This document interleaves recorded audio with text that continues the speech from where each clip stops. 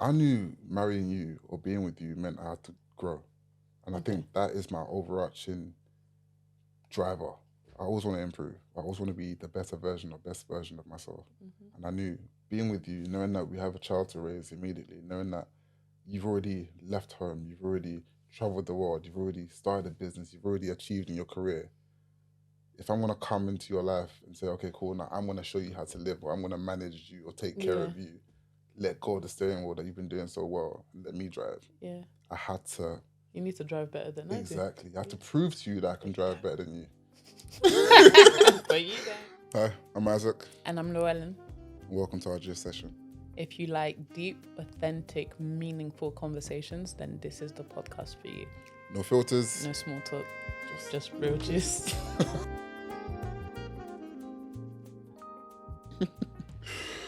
Okay. Just hey. Whew, okay. Don't do that. Nah, I have to. Don't do that. What is the question or answer that confirmed that you wanted to be together? That's the thing. Did I want to be together? What do you mean? Do you know what? I would say when you came to my house. Okay. And you basically said that you knew that I was the woman for you and that you knew that this is where you wanted to be after, of course, I had sort of broken up with you. I think that was meaningful to me. No, you're right. What about you? If I had to answer the question as it was asked, the question was, am I ready to be a dad? Like, am I ready to be a dad straight off the bat? People normally get to meet the person, get to know the person. I knew being with you meant taking on multiple responsibilities. Yeah. Immediately. Like it wasn't just me. Yeah. It was me, baby girl. Yeah. So I think when I realized that my life with you and her was exponentially better than my life without you both, it was a no-brainer at that point. Why do you have to be so deep? No, it's true. But who are we, bro? What even is this? How long have we been together now? What? Going on to 5.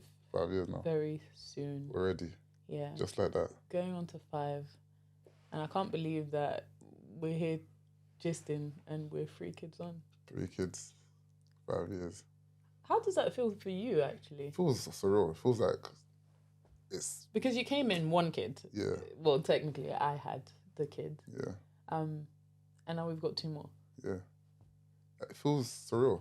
I feel like, if not that I could see them, I can see them every day. I hug them, kiss them, look after them. Yeah. Like, it's hard to believe that this is my life. Because I think meeting me, if you'd met me 5 years before, maybe when I was just 18, and told me that this would be my life, I'd have been like, yeah, of course. Like, no brainer, of course I'm going to have kids and a wife. But there was a point there, I think after uni, when I was still trying to find my feet and find my way, that I was like, nah, kids and the missus are way in the future. Way in the future. So to be here now is surreal. And I think looking back at the question, actually, I'm thinking about the fact that your family, in so many ways... Don't even get me started. I wouldn't say it was a blocker because... It was a blocker. It was a blocker. Sorry, Let's guys. be real. But, yeah, I guess... yeah, it was a blocker. Yeah. And I think in our context, them being, following the religion that they do follow, I'm not going to talk about it like it's not Christianity, because it is. Most of the practice, I guess, like the church, denomination. Exactly. And the denomination just made it sort of impossible for us to visualize a future together. Literally that. And I think that's why these questions are so important and so pertinent, because we didn't have the luxury of dating the way everyone else got to date. No, not at all. I think a lot of our days were filled with questions. Intense questions. Yeah. Lockdown forced us to sit down and have the difficult conversations that I guess people would span over years. We had it in a really condensed time frame just because Most definitely. Couldn't date. And it's funny because I'm thinking back to that night where we were both bawling our eyes out. When we were both crying. It's like I started the conversation, and I have this tendency to just start conversations. Yeah, you don't even know where it's going. You just start the conversation. And then I'm the first one who starts crying. Yeah. But I think that is definitely a turning point in our relationship, like being able to address how hard it is to actually navigate a relationship where you're feeling like you're overseen by like a committee. Yeah, literally, because people underestimate what it would have required you to to have do gone or through, give up. to have given up, or Yeah. even for me to have given up in my context. Yeah. So my church, or my old church, my parents' church, you'd have needed to have sat before an entire panel of married people. Hence committee. Yeah, literally, and they'd scrutinize you from head to toe. Yeah. So, do you believe in God? Even hearing How long that have you been a gives me Christian for? shivers. Have you had this experience and that experience? And like, are you willing to do this, that, and the other? And just basically scrutinize every experience that you've had as a Christian. Yeah. And if it doesn't meet up to their standards, expectations, then they advise me not to marry you. And automatically that kind of puts a weird dynamic on the relationship, because it's almost like I'm up here, I'm some model of perfection. I used to feel in our relationship, actually, like every part of it was good. The conversation was good. The aspects of the relationship were really, really intense. But I used to feel like that. I used to feel like Not you good were, like you were better than me in so many ways. And I think, remember the conversation we had about like earrings? And you were like, why are you wearing earrings? And I was like, what do you mean, why am I wearing earrings? Yeah. Like, what does that actually mean? The one that stuck with me was like when you wanted me to help you take out your braids. Ah! That was a madness. No, but you actually said no. I know. No, I said I'd take out the braids. I said I wouldn't help you relax your hair. Then we had that whole conversation about changing your hair. Did you ask me why I was wearing like extensions and stuff like that? No. No, but it was relaxing my hair because I wanted like a refresh. Yeah. Yeah, that's... And at the time, obviously, I won't call it brainwashing, but what I'd been indoctrinated to believe was any deviation to your natural state is almost you not accepting how God has made you. Exactly. And that's the doctrine of the church that I used to belong to. No, I was completely against that. I remember that. Yeah. I remember because they don't believe women should wear what pertains to a man, so they don't believe women should wear trousers. Yeah. And I was like, but there's more trousers, there's more jeans for women than there are for men. There are for men. The question you asked me that, because honestly, this is why questions are so important. A lot of these things don't stand up to scrutiny. Mm-hmm. And those environments tend to be curated in such a way that you actually can't ask questions. Yeah. Because everyone is saying this is how you live, this is how you do things. And you started dating someone who studied all law. You do is... all I do is scrutinize. Yeah, interrogate as well. So when you were asking me, so when it's winter, what are our children going to wear? Yeah. Because I can say, I said to you, I'm not going to make you stop wearing trousers. But our children are going to not wear trousers. But how did you marry that up? Like, I couldn't. When we were dating and you told yourself, oh, okay, cool, so you're not going to wear... No, you are going to wear... But my children are going to live by this standard. Like, what were you thinking? I was thinking... So there were multiple sides that were conflicting at the point. So my parents, my mum, my sisters, they raised me to obviously have a lot of consideration and respect. I never saw women as just like bearers of children or as accessories. I saw them as holistic beings. Yeah. Thoughts, feelings, passions. Of course. And that's how I related with women. So I can't ever feel to subjugate someone and make them do what I want them to do. Mm-hmm. Which is why a lot of my previous relationships didn't work, because they wanted to conform to this way that I was living. And I only respected people that were living truly for themselves. But wouldn't that work for like your family? For them, but not for me. And this is what I'm saying. This is the conflict. This is like the dissonance that exists, because a part of me, I don't know if it's a feminist, that's what, I just know that I respect women that are passionate about the way in which they want to live and their ambitions. But also, I belong to a church that kind of subjugated women in a particular way. Yeah. So I don't want you to change, but I also abide by this way of life that will kind of force you to change. So I was like, I'm going to keep you as you are, but my children that I'm going to raise in this church at the time will have to abide by these rules. Yeah. So where you were asking me certain pertinent questions that was showing the disconnect between the two ideologies, fell apart. Yeah. And I think for me, I was just thinking about all of it as a wholesome sort of package. And I was thinking, how can you not make decisions for yourself? If you can't make the decisions for yourself, how are you going to lead this family? Yeah. And already me coming into the relationship with a little one who's about 2, 3, it's just me thinking, okay, so this guy can't lead. His mum or his dad is probably going to lead us as a family. And Which is tough to hear. Yeah. But I think those are the questions I was asking myself. Yeah. Because I think I knew early on, okay, yeah, if we get into this, we're getting married. And it's like, how can we be married? And this is how, you know. And that's what kept making us like break up, get back together, break up, get back together. Yeah. You're saying it like we did it 100 times. A couple of times. Yeah. Because there was no denying the chemistry that we had and what we felt, but it was more the practicality of it. And something had to give. Yeah. And I guess when you ask me questions like, okay, so if you do believe the things that you say that you believe, why aren't you attracted to women that you should be attracted to? Like, you should be attracted to someone that doesn't wear makeup and jewelry or extensions or trousers. But the reality of the situation. But do you remember is, your answer to that? You were like, but I just don't move to girls, so they come to me. So I don't really get to pick. I don't really get to pick what type of girl's gonna come to me. If she comes to me in jeans, well, what can I really do? But then you'd be surprised that like some of the people you dated in the past would sort of change themselves. Yeah, and it's so sad that I didn't realize until meeting you that was usually the downfall of those relationships, because I couldn't respect that you would jettison your beliefs for me despite you doing it for me. And I guess this is when I kind of came to ask you about, do you actually really believe in what you believe in? Yeah. Because if you want a woman that is so driven, determined to be who she truly is, but then you want her to also abide by certain rules that weren't agreed or placed by her, then how do you sort of marry? Exactly. And what's funny is this isn't a conscious thought that I'm having, but through therapy, through introspection and just reflection, looking back at how my actions were not aligning with my words, and that's what you pointed out quite rightly, and then assessing all of my previous relationships through that lens, I'm realizing, okay, so I'm attracted to strong, driven women, but I don't respect when they try and conform to my way of life, which inherently is what I'm expecting them to do, because I want someone to be submissive. I want someone to submit to me and so that I can lead them. Yeah.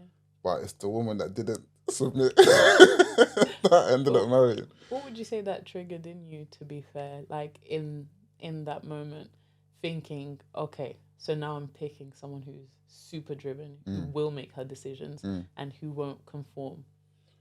I knew marrying you or being with you meant I had to grow. And I think that is my overarching driver. I always want to improve. I always want to be the better version or best version of myself.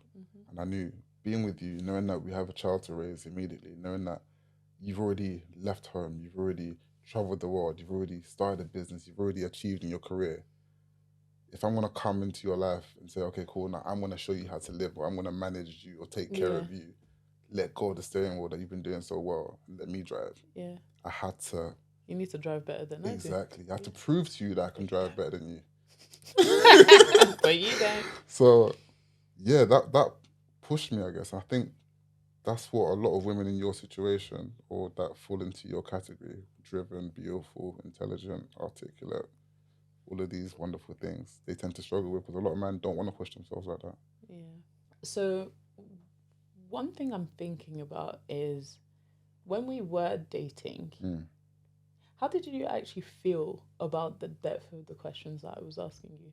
So, like, are you ready to be a dad? Like, do you know yourself to be someone that's committed? Like, all of these things. Because I remember us playing, like, card games and just asking each other a lot of questions, but just never quite feeling like they were deep enough. How did you feel every time I would, like, let's say, read out a question and then kind of make it deeper and, like, fit my narrative? It was confronting. I think that's the word that best summarizes it, because, and I think you met me at a perfect time. I'd just come out of therapy. You always say that, but I almost feel like you've always been, like, mature. To a degree and to an extent. I think I didn't have the language to put to the experiences or the feelings and emotions that I had, but therapy gave that to me. Okay. So where you were asking me questions before, I'd probably just said, I don't know, or I'm not sure, or it just is what it is. Yeah. But having gone through therapy and having had the ability to articulate why it was I was the way that I was and felt the way that I did and thought the way that I did, and being able to see that dissonance between my thoughts and actions and behaviours, those questions were now able to bring all of that to the forefront.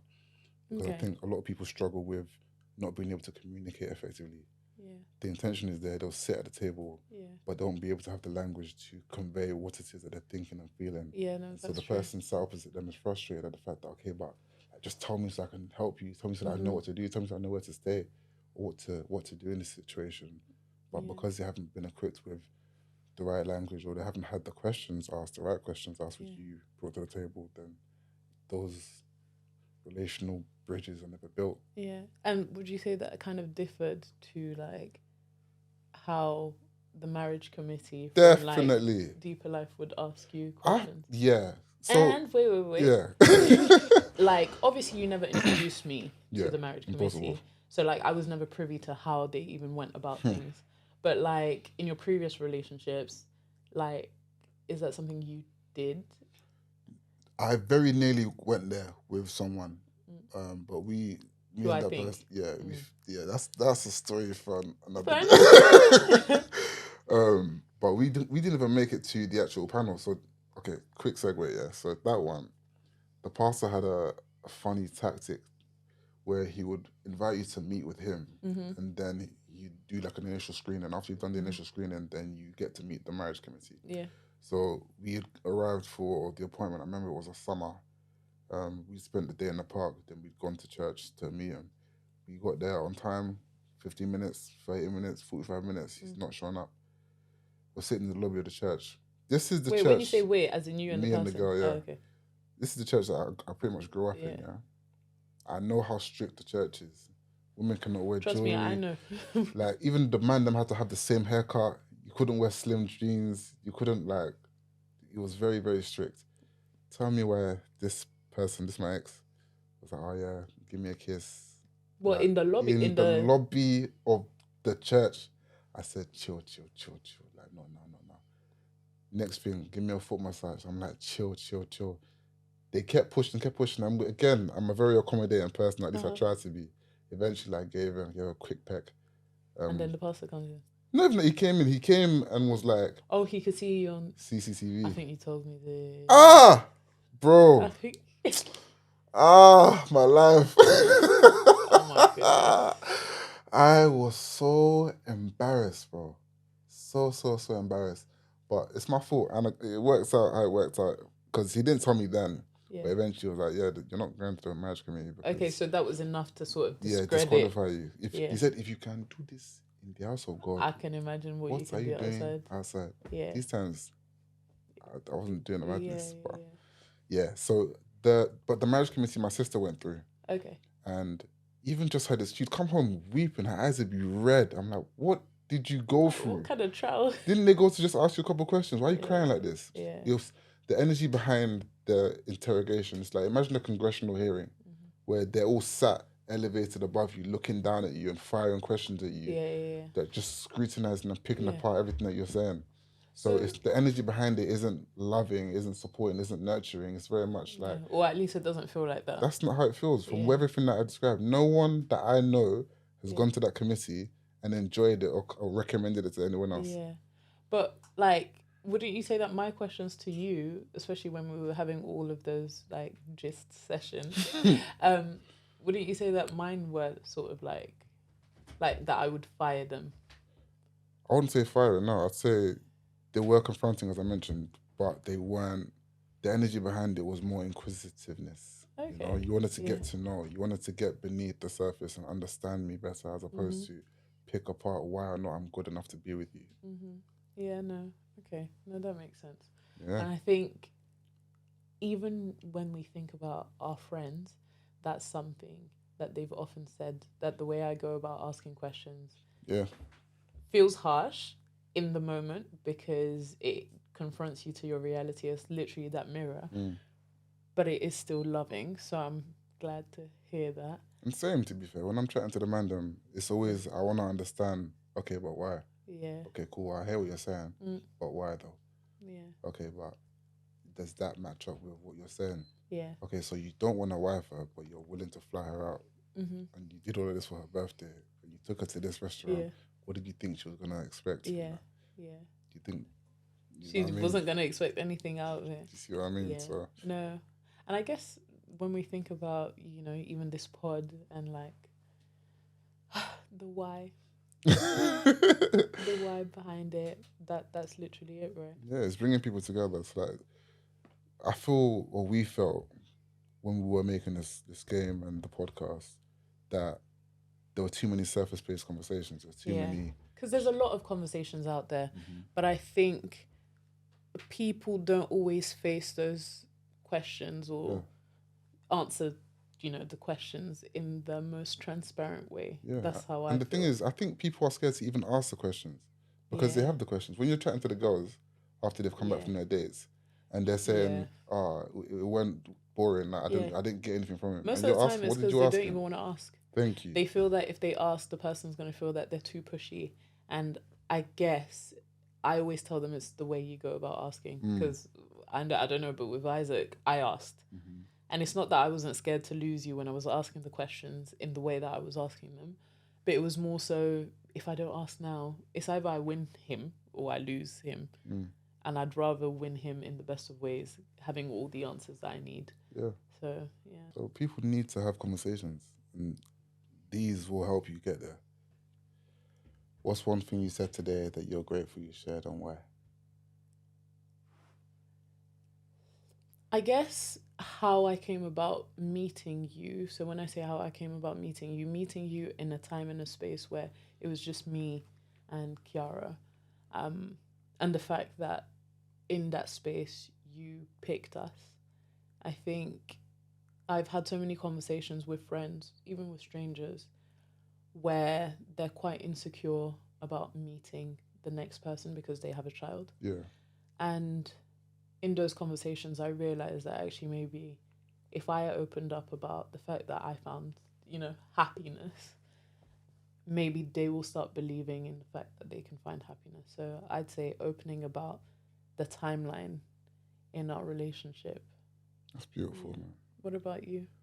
I'm grateful for the question that you asked about how I felt about the questions that you asked me initially. Because I don't think even up until this moment that I was conscious of how stark the difference is between who I am now and who I was before I met you. And how happy I am that you prompted me by virtue of these questions into the man that I am today, and the father that I am today, and the husband that I am today. So I'm grateful for these questions. I'm grateful for you. I'm grateful for the spaces that these conversations have created for us to be able to nurture our relationship. Oh, so deep.